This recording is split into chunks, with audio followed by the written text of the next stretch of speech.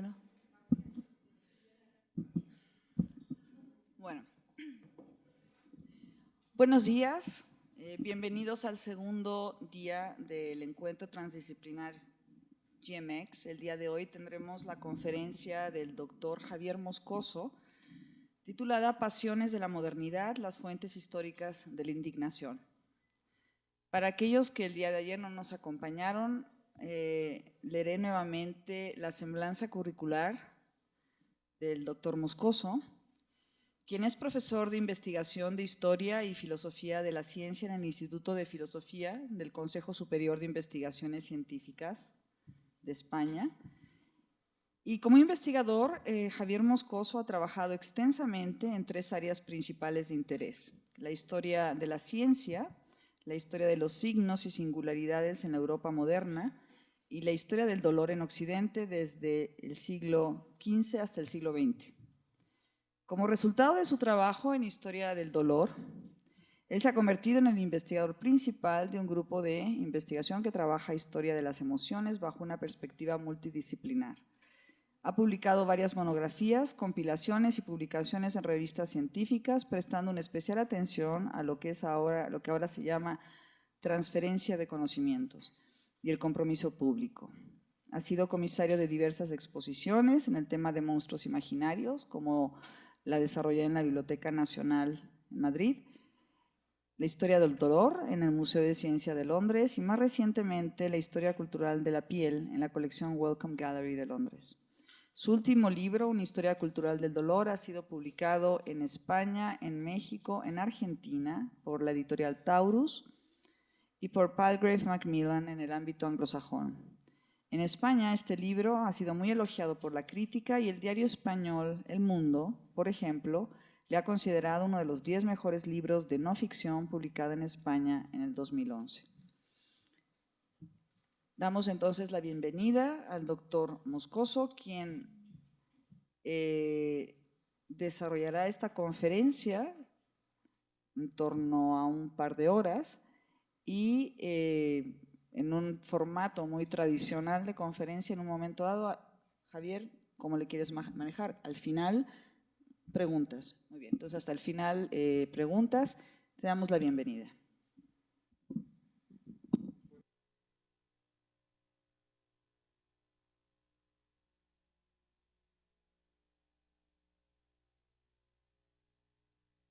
Bueno, pues muchas gracias. Lo que es seguro es que no voy a hablar durante 2 horas, esto ya lo digo de principio. Sería una imagen horrible ver cómo ustedes van saliendo y abandonando la sala mientras yo sigo hablando para mí mismo. Entonces esto no va a ocurrir. Voy a hablar durante un rato, aproximadamente 45 minutos, quizá 1 hora, y luego entraremos en discusión. De la manera que sea, de nuevo agradezco a Johanna Lozoya y a su grupo de investigación el haberme invitado a participar en este encuentro, a ustedes o vosotros pues también su asistencia, a los que estuvieron ayer doblemente, puesto que ya tuvieron tiempo a arrepentirse y en todo caso, bueno, lo que voy a contar es parte de mi próximo proyecto editorial, aunque probablemente nada de lo que voy a contar va a ser publicado en este nuevo libro.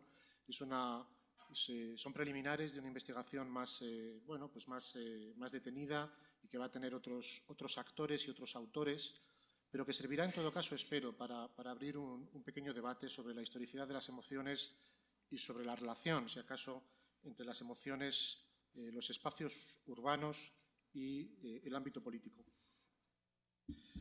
Bueno, reflexionando sobre la filosofía de la historia de Nietzsche, y ayer hacía referencia a este texto, el historiador Michel Foucault abogaba por una genealogía capaz de localizar la singularidad de los acontecimientos, de atisbarlos allí donde no se los espera y de encontrarlos por lo que pasa por no tener historia, como los sentimientos, el amor, la conciencia o los instintos. Parafraseando los textos de la Gaia Ciencia, Foucault se preguntaba: ¿acaso creemos en la perennidad de los sentimientos? Pues todos, y sobre todo los que nos parecen más nobles y desinteresados, tienen una historia. La genealogía, esa forma de escribir a partir de pequeñas verdades sin apariencia, por utilizar de nuevo la expresión de Foucault, se oponía a su juicio al despliegue metafísico de las significaciones ideales y de las teologías indefinidas. Aunque Foucault se concentraba en la metafísica del origen como expresión más significada de esa teología de la historia, su genealogía no solo discutía la historia del origen, sino más importante, el origen de la historia, la forma irreflexiva por la que una experiencia singular, incluso trivial, por la que una verdad sin apariencia, incluyendo una experiencia emocional, podía transformarse en relato. Quiero ubicar mi presentación en torno a ese esfuerzo por convertir la singularidad, o más específicamente la expresión más notable de la singularidad, el aquí y el ahora, en una historia susceptible de alcanzar una dimensión primero visual y más tarde narrativa. En lo que sigue intentaré trazar algunas conexiones entre la historia cultural de las emociones y la historia política de la psiquiatría. El resentimiento por una parte y la monomanía por la otra me servirán para explorar algunas de las formas culturales de la subjetividad, las condiciones cognitivas que hicieron posible tanto la aparición de un desorden mental, cosa de locos, como de una pasión social, cosa de malos. Quisiera argumentar que el resentimiento y la monomanía fueron parte del mismo espacio cultural y político y que en un sentido que espero clarificar en lo que sigue, ni la locura podría haber existido sin la pasión, ni la pasión podría haberse dado o podría seguir dándose sin cierto grado de locura. Mi presentación se centra de manera más específica en el estudio de la obra pictórica o gráfica de dos famosos autores. Pero antes de entrar en más detalles, me gustaría señalar algunas clarificaciones metodológicas. En primer lugar, debo mencionar, y esto hay que dejarlo claro desde el principio, que no comparto los presupuestos historiográficos del historiador francés Marc Ferraud. Al contrario que para este historiador, que defiende y defendía que el resentimiento era un elemento clave y constante de los procesos revolucionarios de cualquier tipo y de cualquier periodo, desde la antigüedad al mundo contemporáneo, yo considero el resentimiento como una pasión de la modernidad, cuyo primer tratamiento sistemático fue proporcionado por Adam Smith, de quien ayer escuchamos hablar mucho, a mediados del siglo XVIII, y cuya eclosión social dependía de condiciones de naturaleza social y cognitiva. Es obvio, desde luego, que podemos encontrar aquí y allí reacciones emocionales que, de una manera o de otra, recuerdan los elementos básicos del resentimiento moderno. Los historiadores de las emociones son o somos plenamente conscientes de estos problemas relacionados con las continuidades o discontinuidades emocionales y perceptuales. El resentimiento, sin embargo, no es una emoción universal, sino una pasión altamente intelectual relacionada con el desprecio hacia la fortuna, con la promesa de una sociedad meritocrática y con la democratización de la enfermedad mental. En relación a la historia de la monomanía, comparto sin duda algunos de los puntos de vista de la historiografía reciente y no tan reciente de la historia social y cultural de la psiquiatría. Los trabajos de Jean Goldstein, de Marcel Gauchet, de Gladys Wein han servido para proponer algunas conexiones importantes entre la enfermedad mental, la subjetividad y la modernidad. Más recientemente, Laurent Murat, en un libro que se llama L'homme qui se prenait pour Napoléon, el hombre que se tenía por Napoleón, ha trazado algunas líneas muy sugerentes relacionadas con la historia política de la monomanía antes y después de la Revolución Francesa. Mi punto de vista, sin embargo, también difiere del de estos importantes académicos. Mi lectura de la enfermedad está relacionada principalmente con la relación entre la experiencia distorsionada y las pasiones inflamadas. No estoy tan interesado en las estructuras de la identidad moderna, como le ocurría a Jean Goldstein, o en la biopolítica del yo, como proponía Swain, siguiendo a Foucault.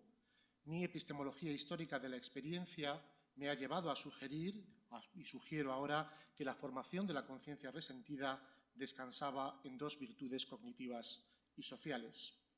En primer lugar, la emoción apareció siempre ligada al contexto dramático de la teatralidad moderna, al pacto imaginario entre personas afectadas de distinta manera, entre las víctimas y los ojos atentos de los que el filósofo francés Jacques Rancière llamó el espectador emancipado, una figuración muy similar a lo que Adam Smith denominaba simplemente como espectadores o testigos. Estos testigos no compartían tan solo las pasiones de los otros, sino que asumían su posición emocional, su sed de venganza y su deseo de justicia. Sin ser las personas principalmente afectadas, los testigos, razonaba Smith, asumen las circunstancias de los otros como si fueran suyas. se compadecen de la amargura de los otros y se resienten del odio de los otros hacia sus verdugos. La lógica del resentimiento no es el arrebato propio de la ira o la avidez de la envidia, sino la expresión corporal de la denuncia. Es de hecho uno de los significados que el diccionario de Oxford también atribuye a la palabra, un acto de sentir o de percibir algo, una forma de discernimiento que no se origina en nuestro propio cuerpo, sino en el cuerpo de otros. Pues cuando vemos al acusado en el patíbulo, dice Adam Smith, nos ponemos en su situación, nos concebimos soportando sus mismas torturas, entramos, por así decir, en su cuerpo y nos hacemos hasta cierto punto una misma persona con él. Esta es la segunda razón por la que el resentimiento no es solo un sentimiento, sino un resentimiento, hecho de las obras de otros, de las emociones de otros, de las sombras o fantasmas de otros. Es una pasión vicaria resultado de un naufragio emocional que a su vez señala a una situación que debe ser denunciada. El resentimiento, y más específicamente el resentimiento político, lejos de ser una pasión baja del corazón, aparece en la modernidad como una percepción de la mente ligada al deseo de objetividad, a la pasión por la historia y a la sed de justicia. Hoy en día la palabra resentimiento y su portador, el resentido, gozan de mala fama. Esta les viene de la equivalencia entre el resentimiento y el odio residual, la inquina y la amargura de la ofensa que no termina de encontrar satisfacción y que en consecuencia no puede ni perdonarse ni olvidarse. La retórica de Nietzsche y la prosa de Max Scheler hicieron del resentimiento una emoción negativa, caracterizada por ser una conducta propia del esclavo, del débil, del enfermo. Detrás de la moral cristiana, argumentaba Nietzsche, no había otra cosa que resentimiento. En el conjunto del mercado, del mundo contemporáneo, en la fuerza que rige las fuerzas económicas de la modernidad, razonaba Scheler, solo había resentimiento. El resentimiento, sin embargo, siempre fue una emoción altamente racional que derivaba su fuerza de un juicio sobre la provisión de acuerdos y el desamparo al que la ruptura de esos acuerdos había dado lugar. El resentido ha cumplido su parte, ha hecho su parte, ha dado cuenta de sus deberes, ha seguido los términos de lo acordado, se ha mantenido dentro de los límites de lo pactado. El otro, sin embargo, o los otros, han faltado a sus promesas, reduciendo el pacto social a una burla despreciable. La economía moral del resentimiento moderno se construye, a mi juicio, sobre una forma de teatralidad que, aferrada de manera obsesiva a la idea de una justicia retributiva que no depende de la fortuna, levanta la voz como una pasión obsesiva marcada no por la compasión o por el odio, sino por la denuncia, por el deseo maníaco de la objetividad, del desvelamiento de la verdad que no puede, o de una verdad que no puede permanecer silenciada. Para clarificar este punto me gustaría, en primer lugar, examinar algunos de los 83 grabados producidos por Francisco de Goya entre los años 1810 y 1820. Los desastres de la guerra, cuyo título completo es Las fatales consecuencias de la sangrienta guerra de España con Bonaparte y otros caprichos enfáticos, han sido estudiados por conocidos especialistas españoles y extranjeros. Valeriano Bozal y Jesús Abega, por ejemplo, han señalado los elementos universales de la obra en relación especialmente a la presencia de lo siniestro, de lo grotesco o de otras categorías estéticas, de acuerdo con la terminología de las obras de Immanuel Kant o de Edmund Burke. Algunos otros historiadores han intentado poner en relación los desastres con las circunstancias personales de la vida del pintor y especialmente con sus tribulaciones y dudas de naturaleza política. Para Robert Hughes, por ejemplo, Goya intentaba la ilusión de representar la verdad. Para Susan Sontag, en un ensayo muy conocido, los grabados de Goya basculaban entre la incitación a mirar, contenida en la imagen, y la imposibilidad de hacerlo, representada en el texto. A juicio de la académica norteamericana, la obra tendría elementos de continuidad con antiguas formas expresivas ligadas a la representación social de la desgracia durante el mundo moderno. Susan Sontag cita las miserias y desgracias de la guerra de Jacques Callot, algunas imágenes que les puedo enseñar. Cita las desgracias de la guerra de Jacques Callot, pero la lista podría, sin duda, ampliarse claramente. Los 29 grabados que componen el Teatro de las Crueldades de los heréticos de nuestro tiempo, de Verstegan, guardan cierto paralelismo también con los realizados por Théodore de Bry en la edición ilustrada de La destrucción de las Indias de Bartolomé de las Casas, así como en los de Perlicin y Tortorel sobre las guerras y masacres acontecidas en Francia, que también aportan ejemplos similares.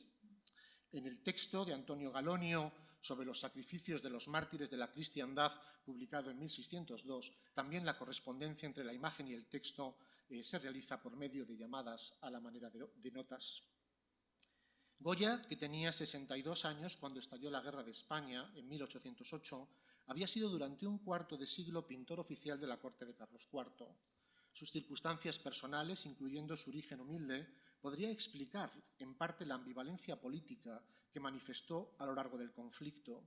Los afrancesados, explica el profesor Artola, eran de dos tipos, por convicción o por sobrevivencia.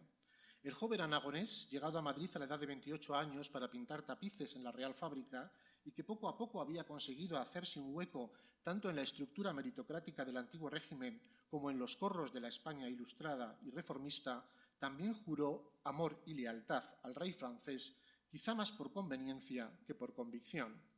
El pintor, que durante toda la guerra se mantuvo en Madrid, con excepción de una visita a Zaragoza a petición del general Palafox en el otoño de 1808 para dar cuenta de la defensa famosa de la capital aragonesa, se encontró a su regreso a Madrid con la ciudad ocupada y rendida a Napoleón.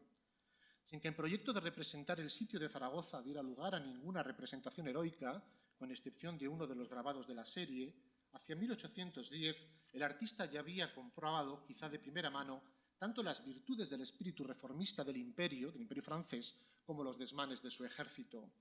Su ambivalencia política puede deberse sin duda a la imposibilidad de elegir entre la brutalidad del populacho español o de su iglesia, que ya habían sido escarnecidos en la serie de los caprichos, o la brutalidad y el pillaje de un ejército de ocupación que se comportaba de manera contraria a los valores humanitarios que decía defender.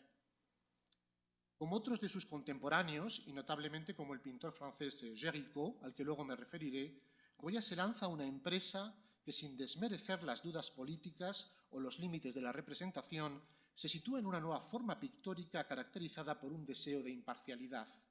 La pulsión naturalista de los grabados responde, a mi juicio, a la obsesión por describir y denunciar las violaciones flagrantes de todos los pactos sociales a los que la guerra ha dado lugar. Frente a la lógica de la victimización o de la heroicidad, frente a la identificación empática con las víctimas o la condena de los verdugos, la mirada del pintor se sitúa en un espacio visual en el que prima la denuncia obsesiva de todos los acuerdos que han sido vulnerados, de todos los cuerpos que han sido violados, de todos los sentimientos que eclosionan no como hechos aislados, sino en la construcción visual de su historia. Bueno, seguro que todos son obras muy conocidas. Es interesante, luego haré algunas menciones también en mi texto a la correspondencia que hay entre la imagen y el título de los grabados, ¿no? Este, por ejemplo, es Para eso habéis nacido, Enterrar y callar, No quieren, No se puede mirar, Yo lo vi, que es una declaración de principios muy en consonancia con lo que estoy diciendo, Esto es peor, ¿Qué hay que hacer más? Más importante que cada una de las obras por separado es la naturaleza colectiva de la serie, su carácter reiterativo, obsesivo, monomaníaco, que no sirve para aumentar la alegoría de lo posible, como sugería Sontag, o la presencia de lo siniestro, como decía Bozal, sino para sostener terca y testarudamente una posición que es al mismo tiempo denuncia y resentimiento, una forma pautada de simpatía con la sed de justicia de aquellos que han sido agraviados en sus esperanzas. Aquí también Goya se separa de la tradición visual de las guerras de religión o de conquista, a las que se refería Susan Sontag y de las que he puesto algunos ejemplos. Mi libro, había dicho Verstegan, no está hecho solo para ver, sino, y cito, para hacer brotar las lágrimas de los ojos, los lamentos de la boca, los suspiros del corazón y el llanto del pecho. Mi libro, decía, no está hecho para ver, sino para llorar. Los grabados de Goya, por el contrario, no están hechos para llorar, sino para ver. No se atienen a la lógica del ven y sufre, sino del ven y mira. Su ambivalencia no es solo política, sino cognitiva. Se atiene al esfuerzo titánico de no conceder nada al odio ni a la compasión, la idea fija que transmiten las planchas recrea ese universo impreciso en el que ni los cuerpos ni los hechos están idealizados. Para eso habéis nacido, dice el grabado 12, enterrar y callar, dice el 18. En estos, como en otros casos de la serie, los textos reflejan la frialdad de los acontecimientos meramente verdaderos. Bueno, podría poner otros muchos ejemplos de los... Luego me referiré al final de la presentación a este que se llama Murió la verdad y también a este que es Esto es lo peor. Esta economía moral de la obsesión aparece también en el trabajo del pintor francés Théodore Géricault y especialmente en su Gadot de la Méduse, la balsa de la Medusa, una pintura que se presentó, una pintura que se presentó al público francés en 1819. Aunque la obra de Géricault ha sido bien estudiada, poco se ha hecho para ponerla en relación con la obsesión por la denuncia. Poco se ha indagado a su vez en relación a cómo a la relación entre esta obra, a la que voy a centrar el resto de mi presentación, y la serie de pinturas que este autor realizó sobre la monomanía. Géricault, el hombre que se ruborizaba a la más leve emoción y de quien escribían sus biógrafos que murió a consecuencia de una caída de caballo y de un exceso de relaciones sexuales, tenía 26 años cuando regresó de Italia y solo 33 en el momento de su muerte. Entre estas dos fechas vivió dos periodos de retiro, la soledad de su estancia en Roma y el aislamiento al que se sometió voluntariamente en el otoño de 1818 para pintar este cuadro, Legado de la Méduse. A diferencia de David, que encontró su fuente de inspiración en los grandes relatos históricos, o más tarde de Delacroix, que fijó su mirada en la tradición clásica, Géricault estaba interesado en la realidad inmediata, en esos acontecimientos que tuvieron lugar enfrente de nuestros ojos. La fragata francesa La Méduse, acompañada de otras 3 embarcaciones, había partido en efecto hacia las costas de Senegal el 18 de junio de 1816. Junto con los nuevos miembros del gobierno colonial y los empleados principales de este protectorado francés, la fragata transportaba alrededor de 400 personas entre funcionarios, marinería y pasajeros. El 2 de julio, debido a la impericia de su capitán, que es que no ha formado parte de las tropas napoleónicas, sino que ha sido recuperado y enchufado por la restauración, enchufado como decimos en España, le han dado el puesto a dedo, no en función de los méritos, sino de la posición política. La nave comenzó, y eso es importante, la nave comenzó a hundirse y después de 5 días de obras intensas para intentar mantenerla a flote, fue abandonada definitivamente. Sin que hubiera un número suficiente de botes en los que evacuar el pasaje, aproximadamente 150 personas de las 400 que ocupaban el barco fueron reubicadas sobre una balsa construida con los restos del barco. La idea inicial era que los botes de rescate arrastraran la balsa hasta el lugar seguro, pero a la primera oportunidad el capitán dio la orden de cortar las amarras, de modo que esas 150 personas fueron abandonadas a su suerte en alta mar. 13 días después, el buque Argo rescató a tan solo 15 supervivientes, incluyendo entre ellos a Jean-Baptiste Henri Savigny, un cirujano que de regreso a Francia publicó un pequeño libro titulado Comentarios sobre los efectos que el hambre y la sed han causado sobre la fragata La Méduse después de su naufragio. Este relato, proporcionado por Savigny, explicaba cómo esas 150 personas fueron abandonadas con 25 libras de pan mojado por agua de mar y algunos pocos barriles de vino. La situación era tan dramática que la primera noche desaparecieron 12 personas. El segundo día, como consecuencia de la situación lastimosa de los supervivientes, sometidos a la fuerza de las olas, con el cuerpo hundido en el agua hasta las rodillas, otras 63 personas murieron, muchas de ellas a manos de sus propios compañeros de infortunio. El cuarto día, como consecuencia de la desesperación intensa, algunos de los supervivientes empezaron a devorar los cadáveres de los muertos atrapados en la balsa. Aunque Géricault quedó impresionado, como el resto de Francia, por este rebrote de canibalismo que no se veía desde los tiempos de la Revolución, llegando al extremo a considerar la posibilidad de realizar una versión de esta escena, antes que de ninguna otra, optó finalmente por presentar al público con una parte diferente de la misma historia. Entonces, si alguno de vosotros, de ustedes, va al Museo del Louvre, verá que hay, bueno, este es el diseño de la balsa de la Medusa, tal y como aparece en el texto de Savigny. Estos son algunos de los bocetos que plantea Géricault. Inicialmente, pues, tiene varias ideas, no sabe si representar lo que son los tumultos, los motines que se producen por parte de de la tripulación y de los pasajeros de esas 150 personas inicialmente, también considera la posibilidad de concentrarse en las escenas de canibalismo que finalmente abandona, ¿no? En todo caso, luego me voy a referir a estos asuntos. Mientras está trabajando en la balsa, en este cuadro de la balsa, que empieza también a pintar naturalezas muertas con estos restos de humanos que probablemente muchos de ustedes. El quinto día, un nuevo conflicto surgido en el interior de la balsa dejó a los sobrevivientes en tan solo 30. El noveno día, cuando ya solo quedaban 15, comenzaron a beberse, cuenta de Savigny, sus propios orines para combatir la falta de agua. Algunos de entre ellos, a decir de Savigny, mostraban señales claras de demencia. De acuerdo con este cirujano, quienes se habían negado a alimentarse de las viandas sacrílegas, él las llama así, las que están probablemente representadas en la obra de Géricault, murieron a los pocos días. Mientras tanto, cito de nuevo a Savigny, llegó la noche y sus sombras revivieron en nuestras mentes los pensamientos más tristes. Comenzábamos a sentir una aversión invencible hacia la carne que hasta entonces apenas si nos había servido de alimento. Su mera contemplación nos llenaba de espanto y de un terror causado, indudablemente, por la idea de nuestro fin inminente. Desde un punto de vista político, la oposición liberal utilizó el caso de la Méduse contra el gobierno monárquico. Simpatizar con el destino de las víctimas parecía cuestionar la monarquía de Luis XVIII. La elección del tema permitía, en efecto, la identificación empática con aquellos que murieron, pero también el desprecio y el resentimiento contra sus verdugos, la aversión contra la incompetencia y la perversidad de todos aquellos que, ya fuera por acción o por omisión, podían considerarse responsables de la tragedia.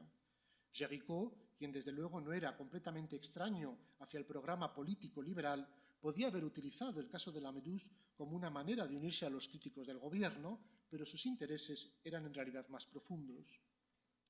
Por un lado, nuestro pintor estaba convencido de que su obra debía evitar el estilo algo limitado del retrato y entrar en el género histórico. Sabía bien que no había ningún artista de prestigio que no hubiera dirigido sus brochas hacia la historia inmediata, generalmente como consecuencia de una obra encargada por las autoridades. Los historiadores del arte han comparado, de hecho, este cuadro con la pintura que Antoine Jean Gros realizó sobre Napoleón y su visita al campo de la peste. En ambos casos, la elección del motivo histórico ponía al espectador en disposición de considerar, como en los tiempos de Lucrecio, el espectáculo de la tragedia. Este nuevo naufragio con espectador, como el filósofo Blumenberg lo hubiera llamado, nos enfrenta a una desgracia y nos obliga a tomar una posición. En el caso de Géricault, sin embargo, lo que el espectador siente al contemplar la escena no tiene nada que ver ni con el deleite que había descrito Edmund Burke en sus investigaciones sobre lo bello y lo sublime, ni con la compasión ante la desgracia próxima que había sido teorizada en su versión secular por el filósofo David Hume.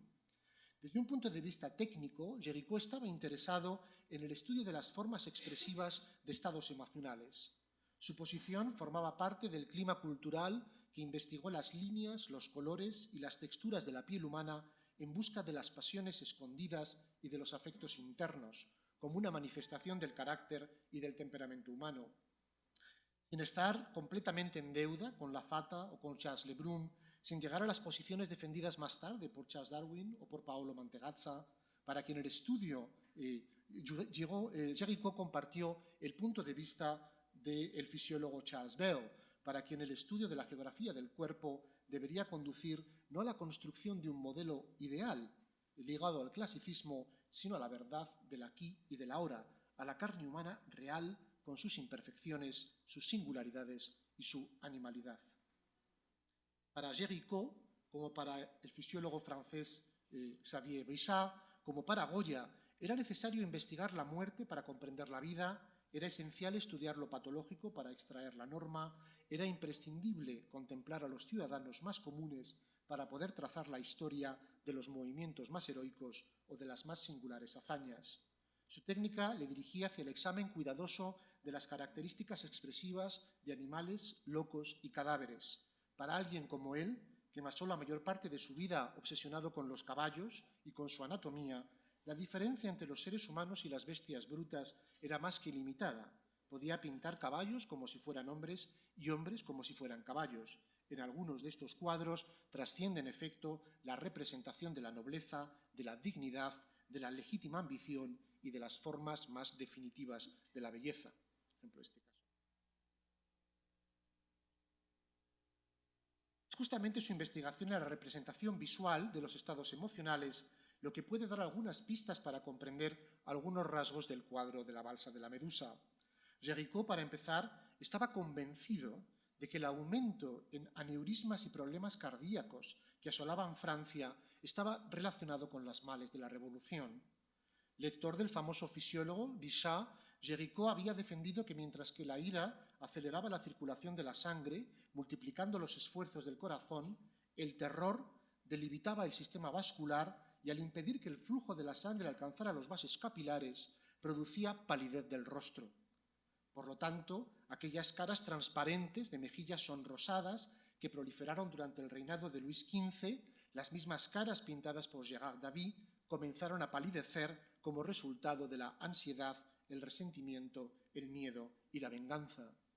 Convencido de que sus compatriotas habían amarilleado como resultado del universo pasional, Géricault no solo se interesa por las conductas obsesivas y por el problema de la representación plástica de las deformaciones mórbidas, sino que él mismo participa en la obsesión que retrata. En el caso de la realización de la balsa, su empresa comenzó con la acumulación de testimonios. Se las arregló para hablar con todos los supervivientes. Hizo retratos de algunos de ellos. También encontró a uno de los carpinteros, así que se hizo construir un modelo a escala que completó con figuras anatómicas en cera. Decidió dejar su estudio en la Rue Montmartre y alquilarse uno mayor del que no salió en ningún momento durante los meses que dedicó a la preparación del cuadro. En las palabras de Clément, uno de sus primeros biógrafos, Géricault encontró un lugar en el que podía estudiar, cito, todas las caras del sufrimiento humano junto con los rasgos que imprimen en el cuerpo. Fue capaz de encontrar modelos que incluso sin necesidad de realizar un gesto señalaban todas las expresiones del sufrimiento físico y de la angustia moral, los males de la enfermedad y los terrores de la muerte. Para hacerse un poco la idea de cuál fue el clima emocional en el que se desarrolló y en el que tuvo lugar la producción de este cuadro, quizá el testimonio más interesante es el del propio Delacroix, que era un discípulo de Géricault que posó como modelo también para la realización del cuadro. La primera vez que Delacroix llega a ver el cuadro, esto es lo que escribe. La impresión que me produjo fue tan fuerte, escribe en 1855, que cuando dejé el estudio comencé a correr y seguí corriendo sin parar como un loco hasta la Rue de la Planche, donde vivía entonces, al final del Faubourg Saint-Germain. Desde el final de Montmartre hasta Saint-Germain, en lo que dice hoy Google Maps, hay aproximadamente 4 kilómetros. Esto es exactamente la distancia que dice Delacroix que corrió al ver el cuadro. Antes del Louvre, ahora desde luego no salen corriendo cuando lo ven. Estas son algunas de las imágenes, muy interesante, el cuadro está oscurecido por el tiempo, también por la utilización de betún, siempre fue oscuro, pero en todo caso lo que me interesa es resaltar el carácter amarillento de los rostros que pinta Géricault, ¿no? Todos. Cabezas.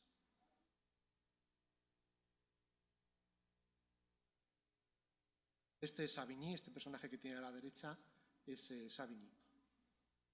Lo tenemos de nuevo en un retrato que él hizo inicialmente antes de pasarlo al cuadro. Este es otro de los personajes que es muy importante, es el mulato que va a señalar el barco Argos y a quien Géricault también hace un retrato.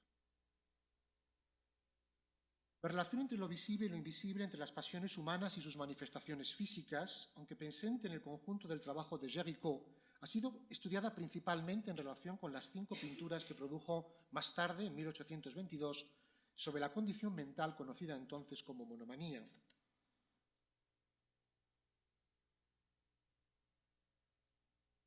Estas obras, producidas en cooperación con el médico Georget, un psiquiatra de la Salpêtrière, que estaba interesado, junto con sus maestros Pinel y Esquirol, en el estudio sistemático de las enfermedades mentales, diagnosticadas sobre evidencias clínicas. Unas evidencias que incluían no solamente el comportamiento observado del paciente, sino también su aspecto físico y sus rasgos fisionómicos. La monomanía interesaba a Georget porque era una enfermedad, cito, que confronta al observador con los más numerosos y más importantes temas de reflexión, porque incluía todas las misteriosas anomalías de la sensibilidad y del conocimiento humano, todas las perversiones de nuestros instintos y todas las aberraciones de nuestras pasiones. Una vez que el término entró en circulación de la mano de Esquirol, la monomanía pasó a ser una de las enfermedades mentales más diagnosticadas en Francia. Su aparición fue acompañada de un conjunto preciso de definiciones que en su conjunto la ligaba a un trastorno del intelecto o, de manera más específica, de la capacidad de juzgar. Para Esquirol, por ejemplo, la monomanía era una afección crónica que cursaba sin fiebre y que se caracterizaba por una lesión parcial de la inteligencia, las afecciones o la voluntad. En esta condición, el paciente, decía Esquirol, se agarraba de manera tenaz a un principio falso del que deducía consecuencias lógicas.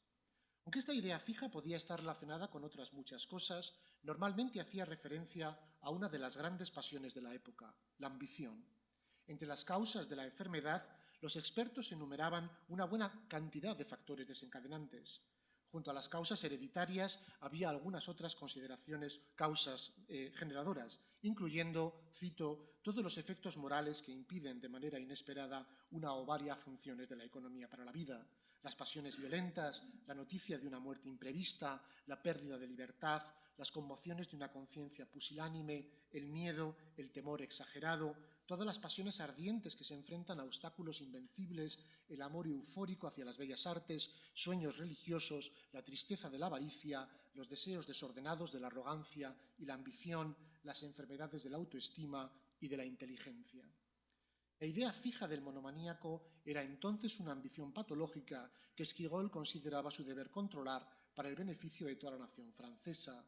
Junto a las causas naturales como el clima, la edad, el género o el carácter, este médico consideraba algunas otras causas sociales como factores desencadenantes.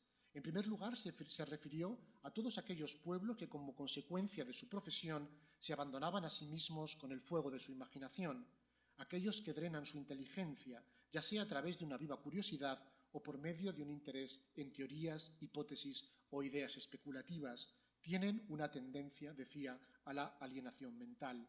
El estudio por sí mismo, razonaba, no conduce a la locura, pero sí el deseo de distinción. He visto, escribe, muchos estudiantes que, guiados por el deseo de emular o superar a sus compañeros, han caído tanto en la masturbación como en la locura. Y lo mismo se aplica a novelistas y escritores, músicos y artistas, los militares y los funcionarios públicos. Mientras que en el campo la mayoría de las enfermedades mentales se originaban en las pasiones simples, razonaba Esquirol, como el amor, la ira o las peleas domésticas, en las ciudades y centros urbanos la locura es consecuencia de la autoestima herida, de las ambiciones insatisfechas y de los reversos de la fortuna. En el primer caso clínico que Esquirol examinó en su Medicina de las Pasiones, el alienista francés describió la historia de un oficial del ejército cuya vida no se había ejecutado, no había tenido lugar de acuerdo con sus propias expectativas. Una vez que fue enviado a París, tal vez soñando con una promoción, su carrera profesional no siguió el camino trazado por su ilusión primigenia. Su imaginación se entusiasmó tanto que abandonó sus aposentos, casi a la medianoche, paseando por las calles de París. Mientras cruzaba la plaza de Luis XV no pudo encontrar allí la columna Vendôme, erigida en ese lugar. Aunque esta columna, como probablemente ustedes recuerden, tiene 4 metros de diámetro y unos 44 metros de altura, nuestro pobre militar simplemente no podía verla. En ese mismo momento, sin embargo, se convenció de que un grupo de rebeldes la había derribado y amenazaba al gobierno, así que se hizo fuerte en un puente y se atrincheró impidiendo que nadie lo cruzara. Permaneció allí detenido, defendiendo su posición en contra de los enemigos del país, hasta que fue detenido por el Ejército Nacional, no sin presentar batalla. Aunque Esquirol tomó el caso como un ejemplo de un error en la percepción, como uno de los síntomas predominantes de la locura, lo que provocó la enfermedad fue un error de naturaleza más refinada. El hecho de que el funcionario no pudiera ver la columna de Vendôme e imaginara que el país había sido tomado por fuerzas insurgentes no es más que un síntoma físico de un error de percepción anterior y más profundo. Como en muchos otros casos similares, la enfermedad dependía de la falta de simetría entre la expectativa y la realidad. En palabras del propio Esquirol, nuestro oficial no había sido recibido en París como él mismo esperaba, o en otras palabras, no se le había dado lo que creía merecer.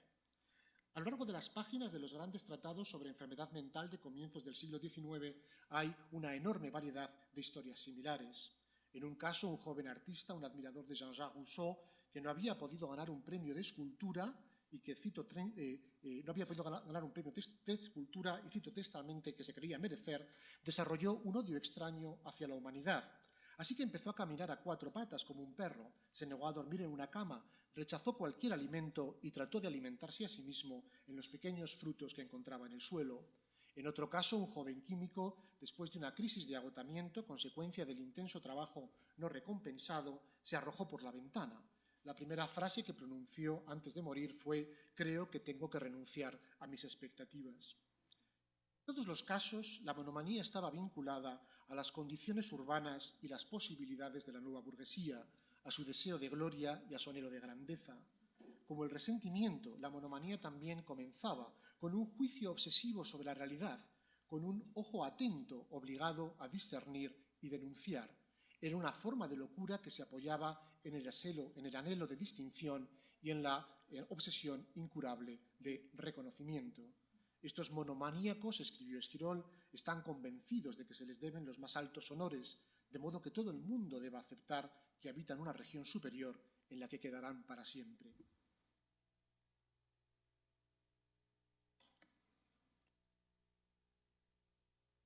Estos son algunos de los cuadros que realizó Géricault sobre la monomanía. Quiero concluir con algunos pocos comentarios de teoría política. En su detallado estudio sobre el sufrimiento a distancia, el sociólogo francés Luc Boltanski ha identificado tres formas enunciativas que, con todas sus variaciones históricas, han servido para dar cuenta del espectáculo de la violencia.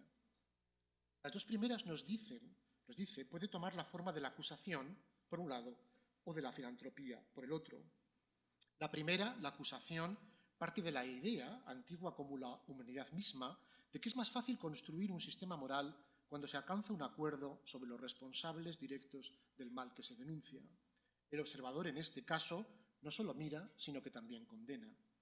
En la segunda, por el contrario, en donde la simpatía hacia los benefactores se impone sobre el odio hacia los verdugos, la acción se dirige hacia la filantropía antes que hacia la venganza. Hay una última posibilidad, sin embargo. En esta tercera forma enunciativa, el observador no se deja arrastrar ni hacia la denuncia ni sucumbe ante la sensiblería. Por el contrario, mantiene firme la mirada ante el horror y no pestañea ante la verdad. Ante el retorno del absolutismo, Goya, después de imprimir un juego de pruebas numeradas, entregó la primera versión a su amigo Ceán Bermúdez. Temiendo ser perseguido por la Inquisición, interrumpió, sin embargo, la publicación de los desastres que debieron esperar a ver la luz hasta 1863, 35 años después de su muerte. Cuando el artista se exilió en Francia en 1824, una vez fracasada la Revolución Liberal de 1820, abandonó las planchas en su casa de Madrid. La primera versión de la serie acababa en la plancha 79, es decir, en el entierro de la verdad que antes les he mostrado. En el trienio liberal, sin embargo, se concedió un nuevo final, con una personificación de la verdad resucitada. Su modo de proceder en relación a la distancia que cabía adoptar frente al porvenir y la esperanza también se asemeja en este caso a la doble visión que el pintor Géricault dedicó a este tema en su monumental Balsa de la Medusa.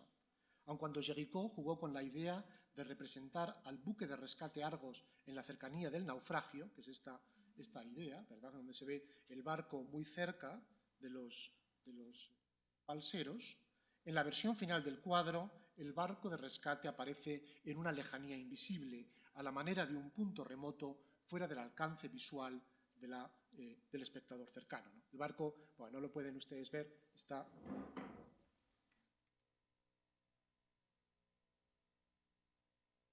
Esa es la esperanza que representa Géricault en esta segunda versión. Es que no tengo puntero.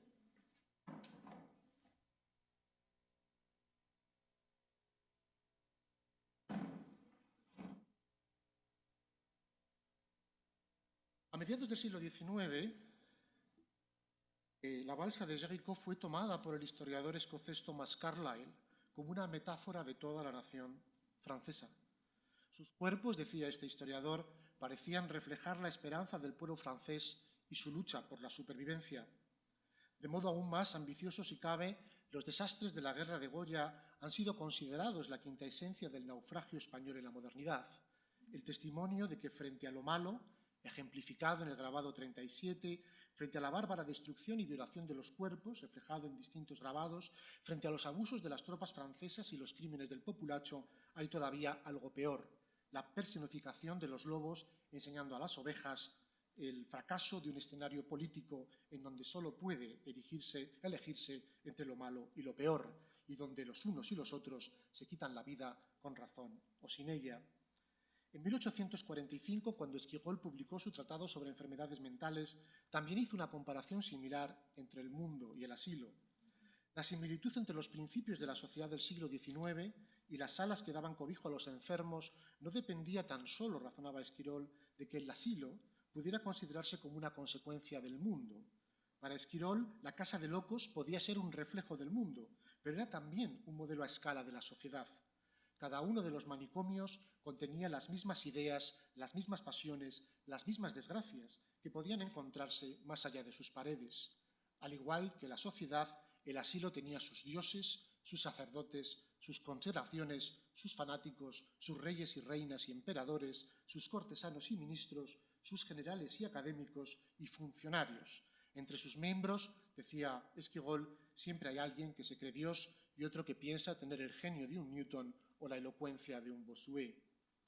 Si el resentimiento y la monomanía atrapan por igual a académicos y artistas, si afectó a los músicos, oficiales militares y funcionarios civiles, es porque todos ellos estaban convencidos de que su posición económica y social dependía del mérito y no del nacimiento, porque todos sentían que la promesa de una sociedad igualitaria se había diluido, porque todos consideraban rotas sus expectativas, porque todos se sintieron supervivientes de un naufragio individual y colectivo que ciertamente no merecían. En todos los casos, la pregunta que inspira tanto el resentimiento como la monomanía es ¿por qué no yo? ¿Por qué no se me ha librado a mí de este injusto destino?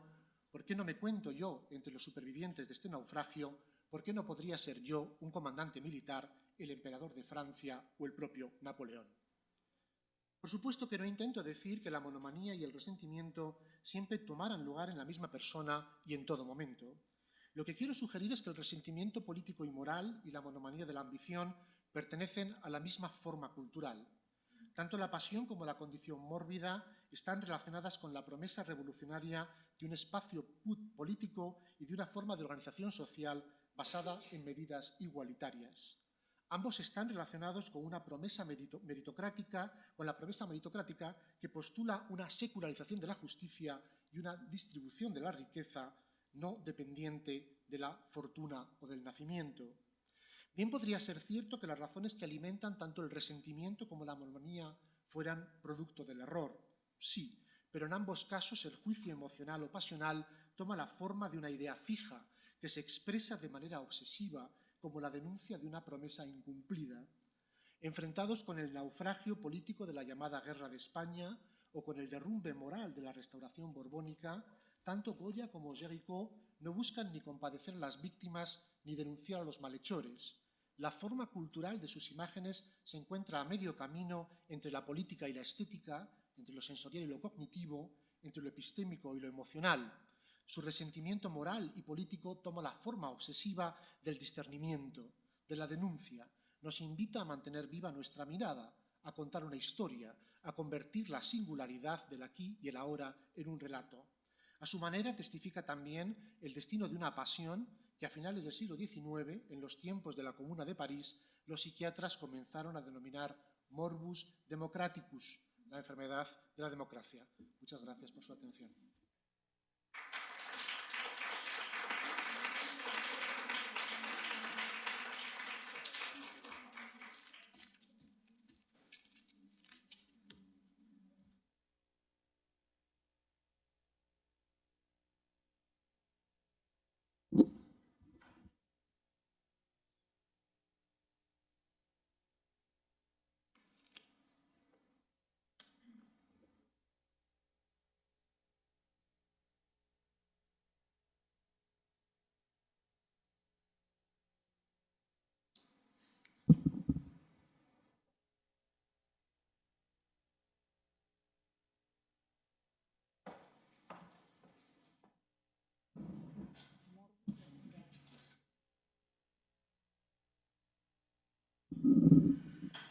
seguimos en el Morbus Democraticus, yo creo.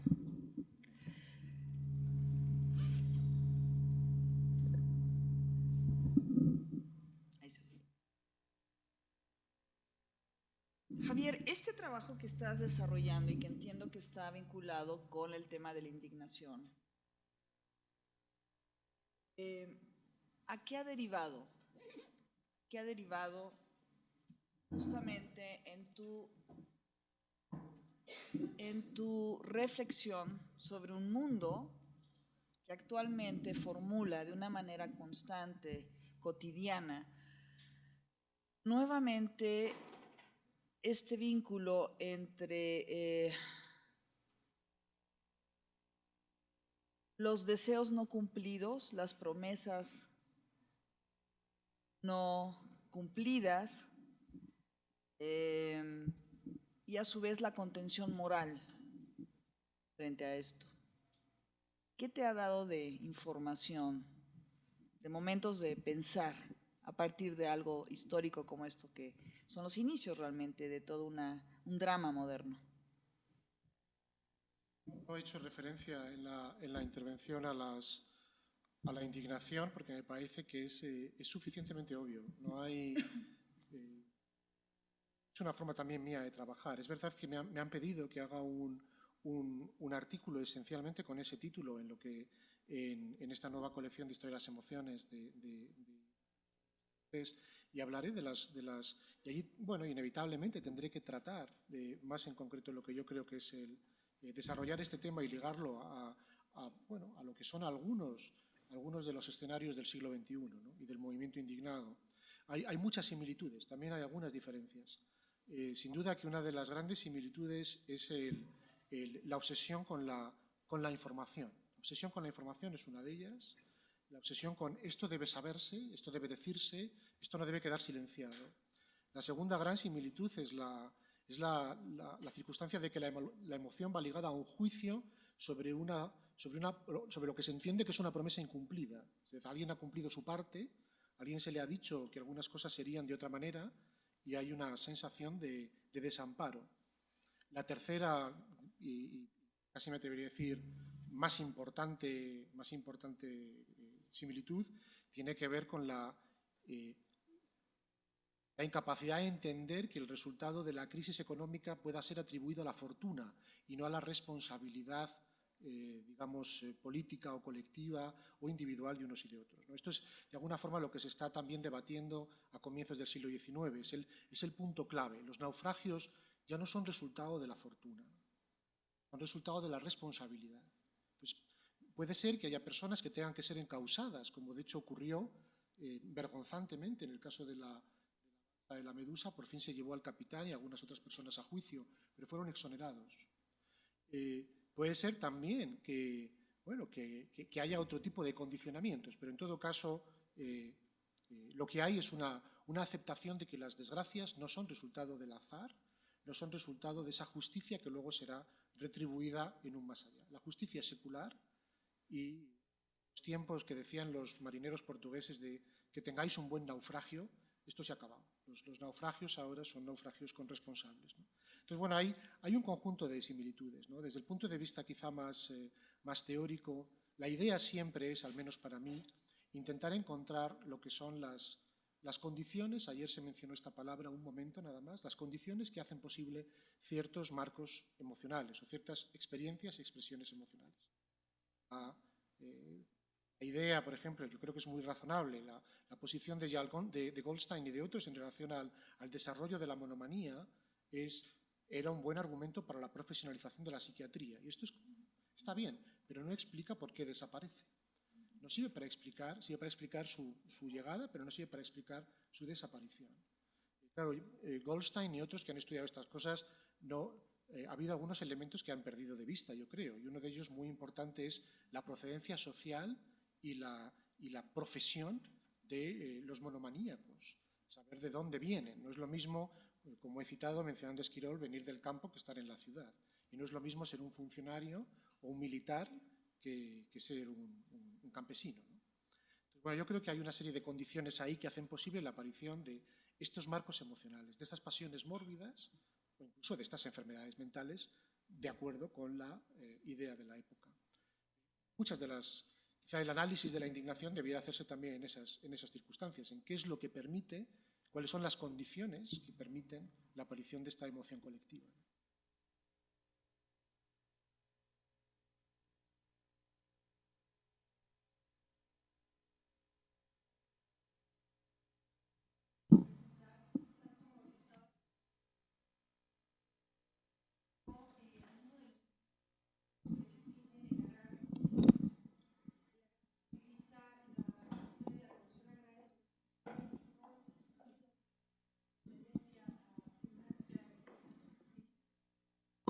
Cómo está sustentado justamente en la creciente sensación de un dolor colectivo que tiene que ver en primera instancia con las hambrunas, con el acaparamiento de maíz, ¿no? de grupos específicos en el Bajío, pero digamos de esta categoría histórica que nos remite en primera instancia al tema de las emociones que se van haciendo, cómo se van colectivizando, ¿no? Creo que tiene mucha resonancia con este planteamiento que estás haciendo. No conozco el tema que mencionas, pero estoy convencido. Hay muchas emociones que dependen de un juicio previo y dependen de unas condiciones de partida. No se dan, por eso el resentimiento, en el sentido en el que lo plantea Adam Smith en la teoría de los sentimientos morales y en el sentido en que va a empezar a configurarse a lo largo del siglo XIX, está ligado no necesariamente a una ofensa, no necesariamente un odio residual. Es el resultado de una promesa incumplida, es el resultado de una acción que conduce, ¿verdad?, a un sentimiento de injusticia que tiene que ser denunciado, y que tiene que ser denunciado obsesivamente. Claro, en un principio se pensó que era un tema de resentimiento contra el dominio colonial, y en realidad haciéndose las exploraciones con análisis mucho más preciso del espacio del Bajío, tiene que ver justamente con aquello que nos está cumpliendo, ¿no? Aquello que era mínimo, pero que de alguna manera permitía la supervivencia de las comunidades. Cuando se rompe, es entonces cuando la gente comienza a levantarse, ¿no? Tiene mucho que ver también esta pregunta